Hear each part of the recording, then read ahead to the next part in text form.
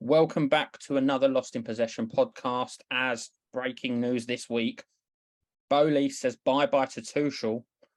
Now, what do we all think of it? Will Jordan be happy? Will Reece be happy?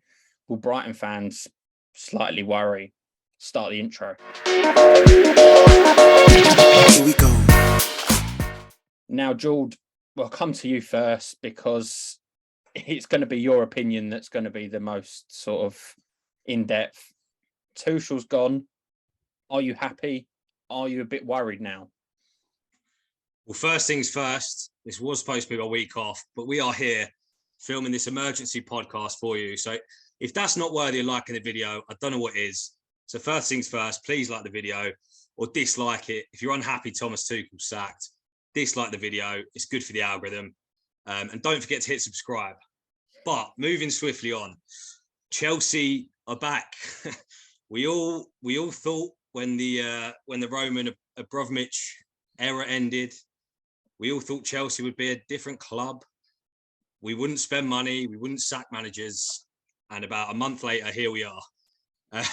We spent about 250 million. We've sacked the manager too early, and here we are. Banter FC is back. I mean, I probably share the opinion of 95% of Chelsea fans with shock and awe that Tuchel has been sacked this early on.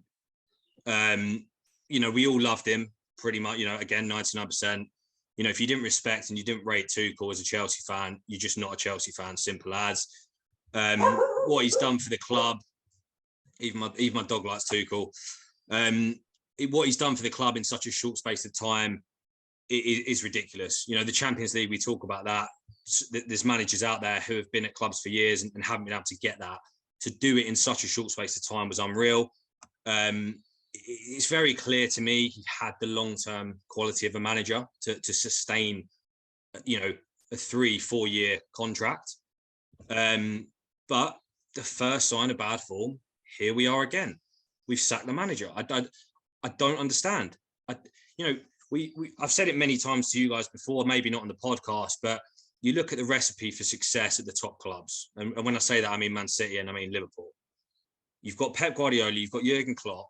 What have they, not only are they good managers, right, clearly, but what have they been given? Time and money. The first, neither of those managers had the perfect start at Man City, Liverpool, but they're clearly good managers. They've been given time, they've been given patience, and they've been given money. Tuchel, to me, could be on a similar level. But the first sign of trouble, the first time we've lost a few games, and we just sack him. I don't understand it. There's no long-term vision. I just don't get it. And I'm frustrated. I'm disappointed. And it's Lampard all over again in the sense that Lampard did okay. As soon as we had a bad run of games, I will just sack him. Like, if you want to see how good a manager is, you want to see what a manager's made of, you don't just sack him at the first sign of danger. You give him time to work the way out of it, get us playing again. So it's incredibly, again, short-sighted decision. I'll have more to say later on, but for now, I'm pretty pissed off. I'm not happy, but also I'm not that surprised at the end of the day. It's Chelsea Football Club. We sack managers, we spend money, and we win trophies. And hopefully that's how it's going to continue. Over to you guys. What's your take on it from an outsider perspective? Reece, what are your thoughts? Sort of, is this good for Arsenal as well? Like, as another point, is it good that they're changing manager and it's unsettling their squad for top four place? Not really, but I'll get onto that probably in due course. I think you're right. It seems to be a new owners, same old sort of habits at Chelsea. Roman must have left a stack of P45s behind, and they thought they might as well just use them. But, yeah. Look, I think apparently the decision was made to have already sacked him even before the Dynamo Zagreb game, which is quite a strange decision because it seems to me, why would you give him, 270 million plus to spend on 10 players and then decide you weren't going to stick with him anyway? It seems that there are a lot of issues working with the owner. Apparently, Tuchel enjoyed a good relationship with Czech and the other hierarchy there, where they could, and when they left, there was no person in that role to help with the signing side of things. So if you think how much that takes a toll on a manager where he can't actually coach the team, that probably impacts things. There's probably issues with the fact that he wanted certain players. Maybe I've heard, for example, Bowley wanted Ronaldo, Tuchel did not. So I think there was a lot of friction there going on. Players seem to have lost faith, particularly young players. There's rumours of the fact that he was quite critical, quite harsh on young players, which would probably explain a lot, bearing in mind he wouldn't give people like Colville and Val, etc., chances. It seems like the writing had been on the wall. I would probably say that the Champions League win pretty much guaranteed him a full season last season. Otherwise, I don't think he would have even lasted till the end of last season. It's a strange one for timing because, again, if it was already decided, why have they waited till now? But I understand why they've done it. In football, you can't give managers time really these days. So you have to replace quick before it potentially gets worse. And if you've lost the dressing room, there's no going back really. But yeah, just to answer your point, Jamie, before I pass it over to you, I don't think this is, this probably isn't great news for Arsenal because if they get a new manager in, they're probably going to get the new manager bounce. It's going to be success. So, you probably want Tuchel to stay in charge. But regardless, I don't think it's going to determine the outcome of where I think Chelsea will be at the end of the season. No, that's a fair point. Sort of the Arsenal one, it's more sometimes you can get the manager bounce, but sometimes you can't. It's not always guaranteed, and players want to put in their new sort of way of playing.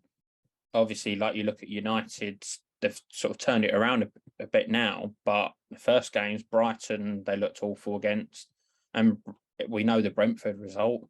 So we did a podcast based off that Brentford result, really, didn't we? So it doesn't always work. I get that sort of it normally happens a bit later on in the season where you get that bounce.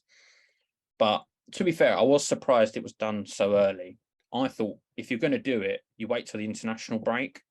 You have that gap then of getting a new manager in before a game's played, especially at the moment when, we're playing games every 3 days now.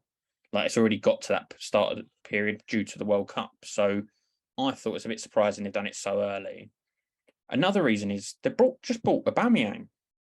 Like the whole point of I saw Aubameyang coming in is because he had a relationship with Tuchel, so it wasn't going to have that friction that Lukaku had as the striker. So it's more like if he's literally come and played 58 minutes Aubameyang now, and Tuchel's gone. It was like something from like I've seen from City side was Sterling's comments. He was like, "Oh, Tuchel rang me up, said about how I was in his plans, blah blah blah. That's why I wanted to come to Chelsea," kind of thing. Now that's gone. Surely he's going to be a bit annoyed.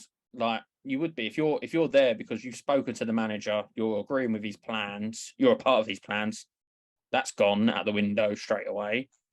So that's 2 new signings who may have come for Tuchel, now lost that already. And it's kind of like Fofana's obviously been signed. Obviously, he probably didn't come for the Tuchel reason. He came for the step up to Chelsea. But it's sort of unsettling of he's now played. Did he? I don't know if he played in the West Ham game, did he, or not? Yeah. Did. Oh, okay. So it's not his first game and then the manager's been sacked. It's been 2. But I agree with Reece saying that I think the Champions League win, obviously that's what you want in football kind of thing, but I think that clouded over some of the cracks at Chelsea for last season. You were doing well, then you got the injuries and then it just spiraled down. So if you look at last season where you finished, whereas at the start of last season, Jordan, you were like, we now should be competing with City and Liverpool. And I think there was many other people who thought that at the start of last season after your Champions League win. But you were 3 points off Spurs and 4 off Arsenal, and Arsenal finished 5th. Yet you were 18 off Liverpool, 19 off City from winning it. It's kind of you've had such a big margin against it. And I do agree with sort of what Reece said. I think with Abramovich, though, he may have got rid of him earlier if it wasn't for all the Russian-Ukraine sort of scenario going on where he couldn't really do much. Yeah. But then if you're looking at this season, just purely on this season, I can only remember really one game, maybe two, that you've played well. Because when you played Everton first game of the season, you were crap. Everton were even worse. You won 1-0. Like, you weren't under threat, but they were dreadful, kind of thing. I don't think you played particularly well. Spurs game, you were good. Unfortunately, last minute goal from Kane, a missing of a hair pull, things like that, you would have won. The Leeds game, absolutely awful. Southampton again, you were pretty awful. And then Zagreb yesterday, I only watched the second half, but you still just, there were such bad decisions going on left, right, and centre from the players. I'm not saying it's the manager's fault, but you were poor. So this is where I could see the sort of spiral happening. I just thought it was a little bit early. Yeah. But I think you look at his record. I was just having a look earlier. It was literally exactly 100 games. Yeah, no. 60 wins out of 100. 24 draws, 16 losses. A 60% win rate for a top team manager is fairly good. I think Pep was around 66%. Obviously, that was a few months ago. 168 goals scored, 77 conceded. So you look at the stats and go, it's actually pretty successful. So, although we've hit a bit of bad form, I don't completely agree. Last season we started well. Obviously, the end gap between City and Liverpool last season was not good enough. We all know that. But you look at us with Chilwell and James versus us without, and it was very clear that there was a lack. Yes, a part of that big gap was a lack of clinical finishing, and we can blame Lukaku for that. But the other side of that was losing our two wing backs at one go. If Man City lost Cancelo and Walker, they'd struggle, in my opinion. If Robertson and Trent were out of Liverpool, they'd also struggle. So last season for me, I don't think we were as bad as you kind of hinted at there. And fundamentally, we came third. And if pre-season, people probably would have had us third behind City and Liverpool anyway. In terms of the good side of Tuchel, again, yes, fundamentally, when you win this biggest trophies up for grabs, yes, obviously it's going to buy you time, because that's what success looks like, especially at Chelsea, who've got a history of winning trophies. And outside of that, we've got the Super Cup in there to add to that. We've got the FIFA World Cup. People will say that's not a big deal, but that completed the set for us. As a club, we've now won every single trophy on offer. So the legacy he leaves behind, although it's only 100 games, for me is unforgettable. Everyone will laugh now, but we're still technically champions of the world.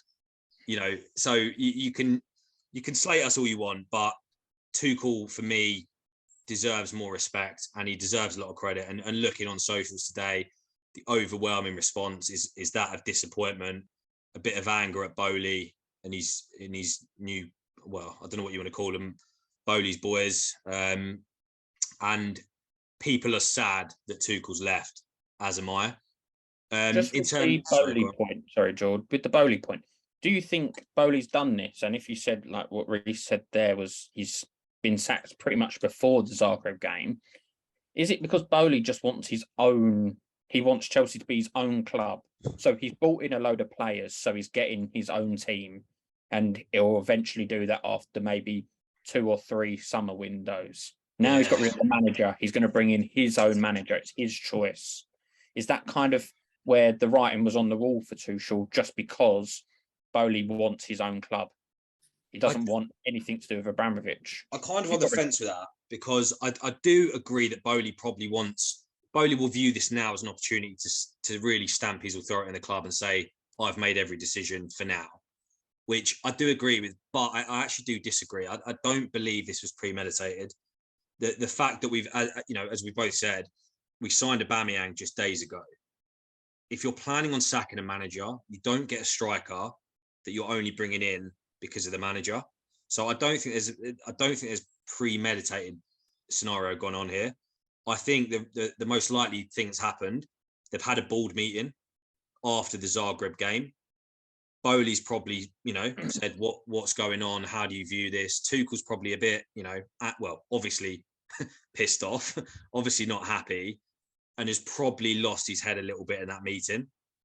And I reckon Bowley, they've obviously had a heated conversation, and it's ended in, them coming away, probably Bowley speaking to whoever he speaks to, Tuchel probably a bit frustrated, and that's where the decision's made.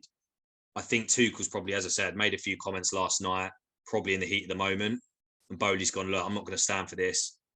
I do think something's happened last night, heat of the moment, comments have probably been made, and to your point, Bowley wanting to kind of stamp his authority and wanting to not be. I don't know. Obviously, this is speculation, right? But yeah, I was going to say, like, you can't sack a manager after one bad meeting, if that makes sense. Yeah, because there's a lot more. It's going to be costly for him. Let's got to think about that as well. Tuchel's got a contract. Yeah, He's now got to pay for that. Still, it's not something you can just.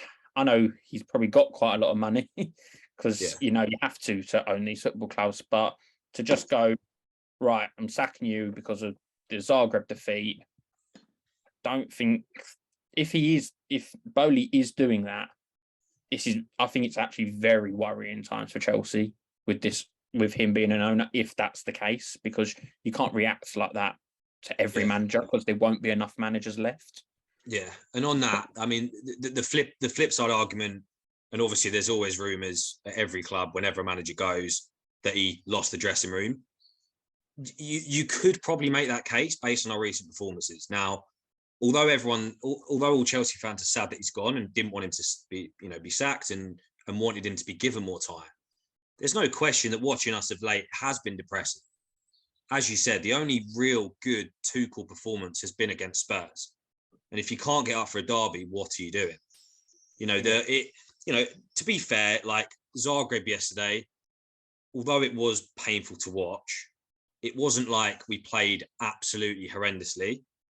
It was just like, it was a bit of a smash and grab from Zagreb. Their goal was a beautiful counter-attack. And it's just one of those games where, like, if we'd have scored and come back, if we'd have got an equaliser, we probably would have got a winner. So that maybe is an isolated incident. But the West Ham, not good enough. Lucky.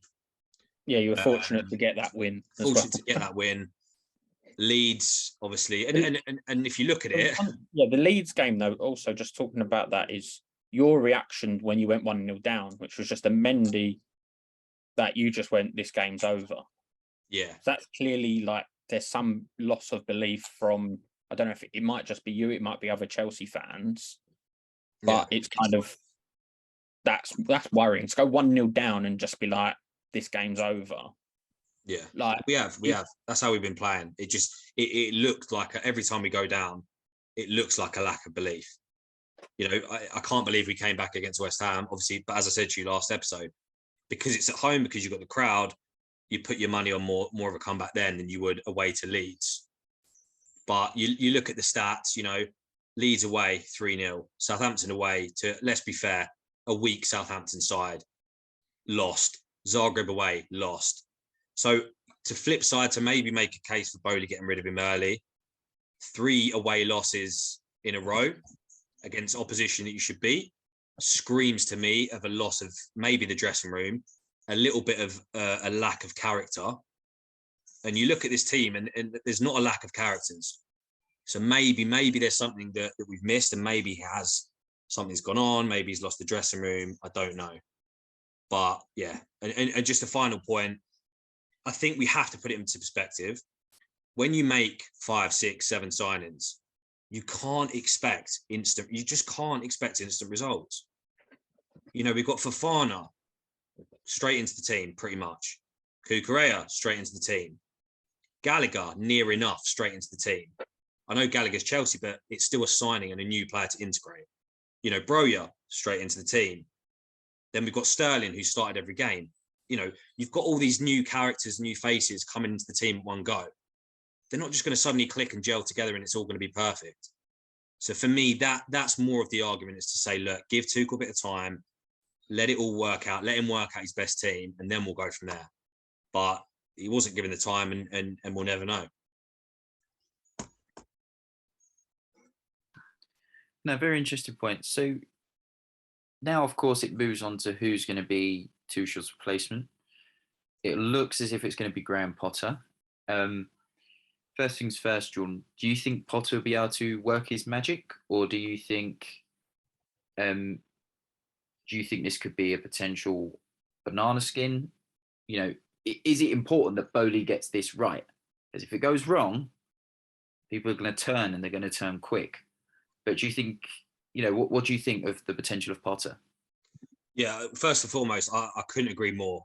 You're absolutely spot on when you say this will make or break Bowley, because you've seen it already. Some people today are like Bowley out. Obviously, like, come on, let's not lose our heads. But people are already using this against Bowley.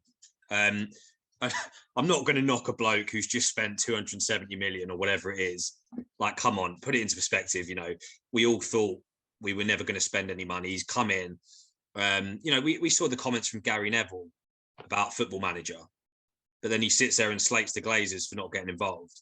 Like, come on, you got to be realistic. The fact that Bowley is showing a willingness to be there, hands dirty, making signings, flying to Barcelona, meeting players and agents, you can't fault him for that. Eventually, I would like to see him outsource that, and I think he will. But when you've spent 4 billion to buy a club, if you want to get a little bit involved, you kind of owed that right. So I think people just need to chill out a little bit on that front.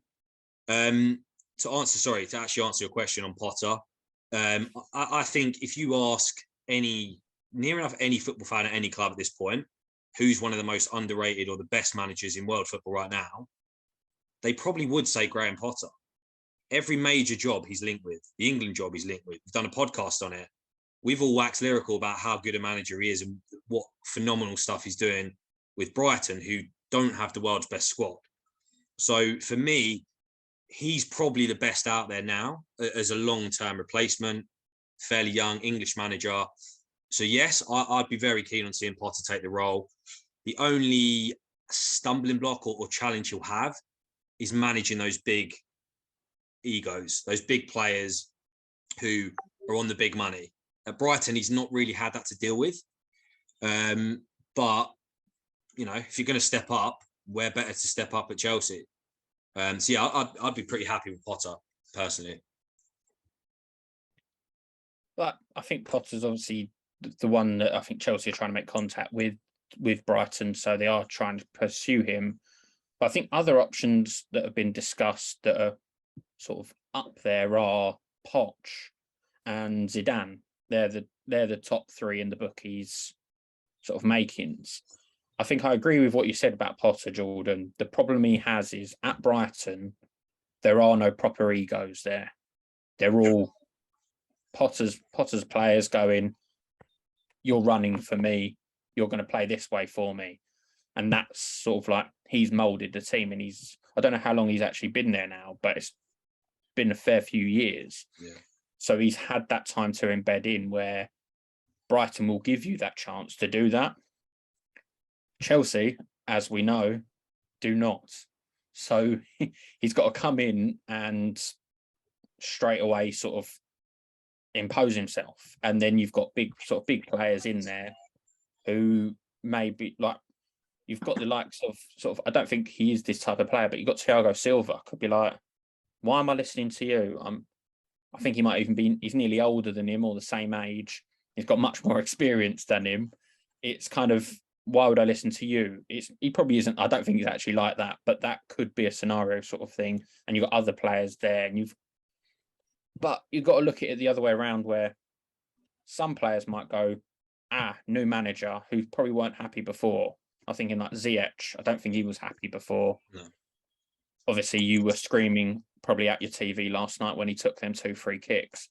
But he might be like, oh, new manager, I've got someone to prove, I can prove myself. And a lot of players may lift themselves and do that. So that's what a new manager, and Potter could come in and be like, I don't care who you are, I will not stand for it. As long as he's firm, he can do that. But it's that lack of experience. Poch obviously has the sort of Spurs background, and Spurs fans still love him to this day, kind of thing, and it's all lovey-dovey. But Mourinho went to Spurs, didn't he? Mourinho went to United. So It's not out of the cards. He's out of a job after being sacked from PSG, and that's where I think you signed Tuchel from PSG. or after he got sacked from PSG, you're going to do the same with Poch. I would be worried, and to be honest, I thought pretty much similar with Tuchel. You've kind of failed at PSG in terms of winning the league every single season should be a must. That's a bare minimum. And they didn't. So Tuchel, when he got sacked that season, I think, and when Poch took over, they didn't win that season. I think that's when Lille won it. And then Poch never really sort of, looked. I think he was looking, they were looking to get rid of him for quite a long time. So if I was a Chelsea fan, I wouldn't be too excited if he came around. Yeah. Go on. No, I was just going to say on Poch, I agree. I can't remember if we've kind of discussed it on the podcast before, but Poch, yes, he did well at Spurs, given the budget, given everything, still didn't win anything. And he's gone to PSG. And as you said, I don't think he's been successful at PSG. You've seen all the rumours of the fallings out. They've not won the Champions League. Obviously, yes, they won the league once out of the 2 years, I believe. But you can't sit there and say Poch's time at PSG was successful. So, in some respects, has he been that good for 2 or 3 years? I don't know. I certainly wouldn't regard him as an on-form or in-form manager. That being said, he has shown quality, obviously, the way he carries himself, the way he speaks about the game. He is clearly like a very intelligent football coach. But for me, I think, I don't know. I think a lot of the hype around him is potentially a little bit overhyped or a bit unwarranted. I think it was also the same with Tuchel, though. I think Tuchel was in a similar position to what Poch is now, in my opinion, of what, when you signed him, I was like, I'm not that worried. About Chelsea kind of thing from him. I was like, he probably should have done better at PSG, and Poch is the same. Yeah. So it's whether that. Yeah, I mean, ex-Spurs. Spurs seem to want to take all of our managers, so maybe we should take their idol. I don't know. I'm not 100% convinced by Poch, but the third, were you going to say Zidane? Zidane is the third. Yeah. Won the Champions League several times. Yeah, he's got the pedigree. He's like I said about Potter, maybe Thiago Silva be like, I'm more experienced than you. You're not saying that to Zidane, are you? Let's be honest. No, I don't think, on that note, I don't think Silva's that guy at all. No. I am just saying that out of, absolutely nothing to back my claim up there. But looking at Zidane, I think that would excite Chelsea fans to have a legend of the game like Zidane at your club. I think that'll give you a bit of a buzz. Yeah. I think that'll give you more of a buzz than Potter will. Yeah, it's a bit of a more sexy managerial signing. But in terms of playing style, I think Potter would be a good manager. I think he'll make you play a bit more exciting football than what Tuchel did. Yeah, I'd agree.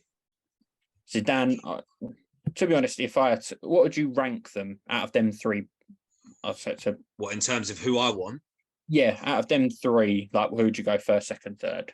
I'd say Potter first for the more, Prem proven, good style of football, high XG, which is, we've got the attacking players to do it. I'd then say Zidane. It's a bit more sexy. He's got the Champions League pedigree. And as you know, when we sack a manager, we tend to do well in the Champions League. And then Poch third. Again, I'm not saying Poch is a bad signing at all. There's a few more question marks over him, I'd say, than a Potter or Zidane. Reece, you're 1 to 3 with them three? Yeah, I think you have to go Potter first. Just on a reason for that is because I think if he can put his system at Chelsea, if that could be, imagine how that would be with better quality players. I think he'd be, yes man is probably the wrong sort of phrase for him, but I think he would make do with situations a little bit more.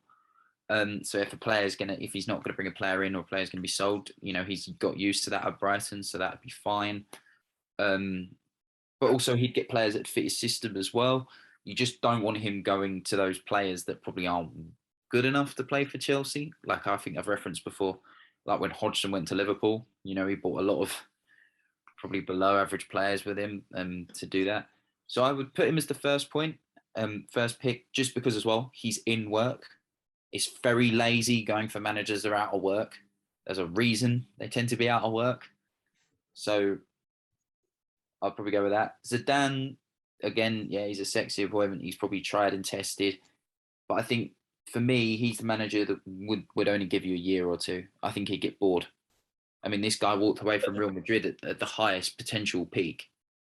He'd had enough, and that's fine. That's Chelsea. Chelsea don't. Yeah, true. Keep managers win a trophy, but it's fine. You can leave. Probably be all right. But again, I think Zidane's the sort of guy he would leave you for another club. Potter's more likely to probably stay. And Pochettino, I think that'd just be lazy. Yes, you'll attack. Yes, you'll play quite well, and players like Sterling would thrive. But the guy hasn't won anything. I know he's won at PSG, but he hasn't won anything. And his half a stint at PSG where Lille won the league, that was poor. Champions League, poor. And at Spurs, he could never get him over the line either. So I personally think his star's fallen. He's better off trying at another club like Seville. So for him, no. Potter has to be first. I'd agree with the Poch being last.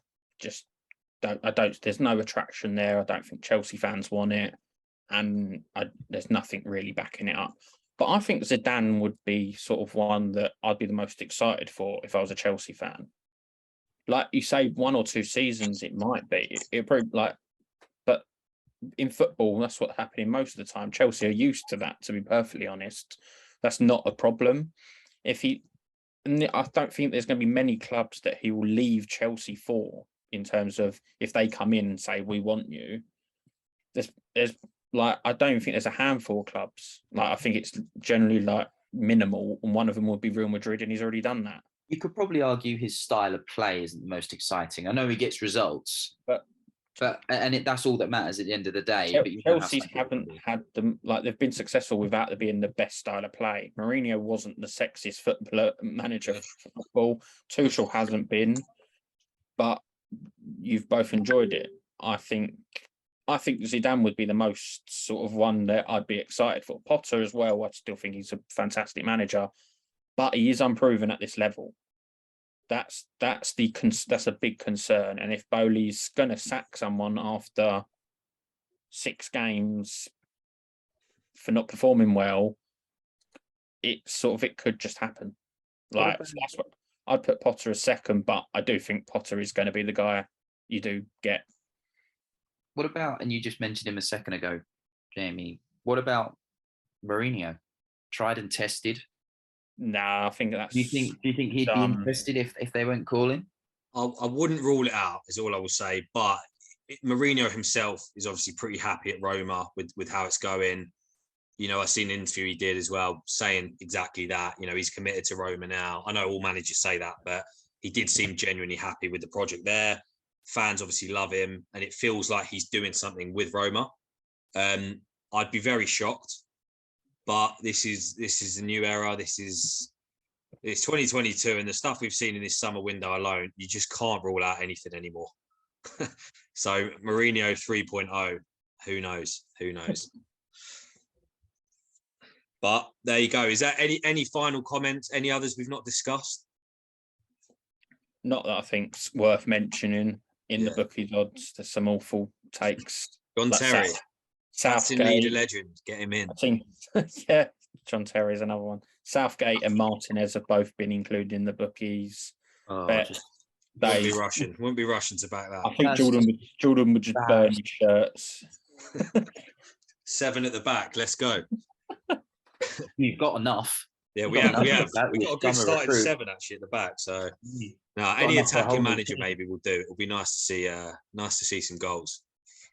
But there you go. As always, that wraps us up for this emergency Tuchel podcast.